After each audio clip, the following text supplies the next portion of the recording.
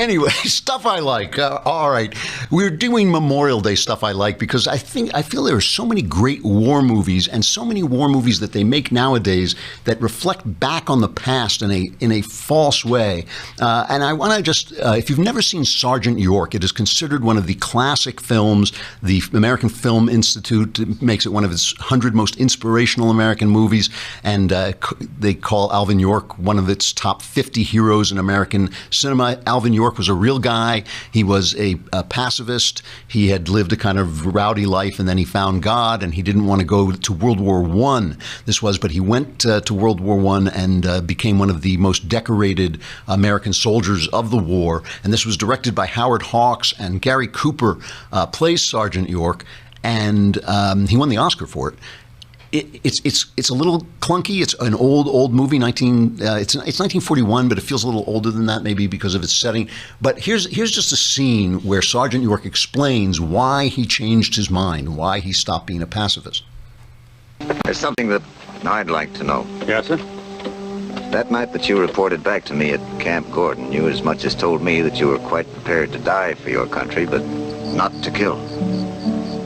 What made you decide to change your mind? Well, sir. Of course, if you'd rather not tell me, why, it's quite all right. Well, I'm as much again killing as ever, sir. But it was this way, Colonel. When I started out, I felt just like you said. But when I hear them machine guns are going and all them fellers are dropping around me, I figured that them guns was killing hundreds, maybe thousands. And there weren't nothing anybody could do but to stop them guns. And that's what I done. You mean to tell me that you did it to save lives? Yes, sir. That was why. Well, York, what you've just told me is the most extraordinary thing of all. So I want to compare that to Hacksaw Ridge. And I don't want to knock Hacksaw Ridge. I think it's a good movie, but not a great movie.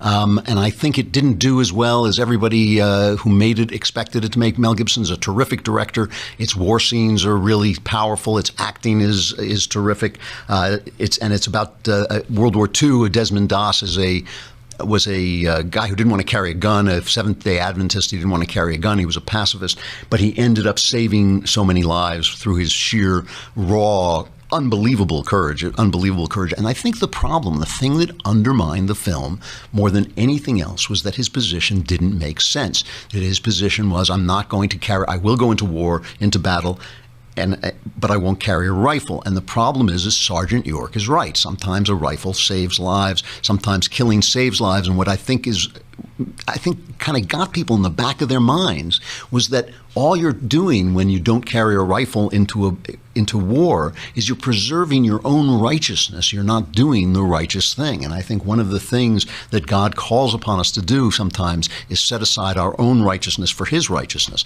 And that's why I feel that Sergeant York is a terrific film, and Hacksaw Ridge is a good watchable film, but not a great film.